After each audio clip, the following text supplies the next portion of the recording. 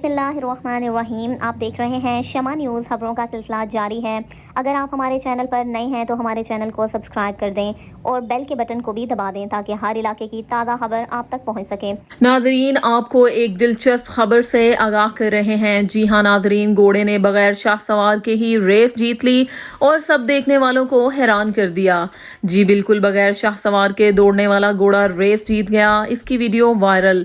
Race में बगैर शाह सवार दौड़ने वाले घोड़े ने सबको पीछे छोड़ते हुए रेस ही जीत ली। वादिया रहे कि प्रोफेशनल रेस में सवार का किरदार नाकाबिले तरदीद है।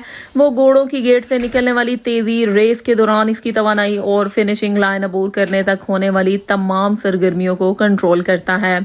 लेकिन द 2K स्टेक्स 2023 के नाम एक हॉर्स रेस जापानी शहर नागोया में मुनक्किद हुई, जो मज़कूरा वाला बयान पर पूरा नहीं उतरती। इस रेस की दिलचस्प बात यह थी कि इसमें एक घोड़ा बगैर शाह सवार के रेस में दौड़ा और ऐसा दौड़ा कि बड़े बड़े शाह सवार वाले घोड़ों को पीछे छोड़ दिया। 5 नंबर वाले इस घोड़े की रेस की वीडियो सोशल मीडिया पर वायरल हो गई, जिसने रेस के आगाज से लेकर इसे जीतने तक हरीफों को परेशानी में मुब्तला किए रखा।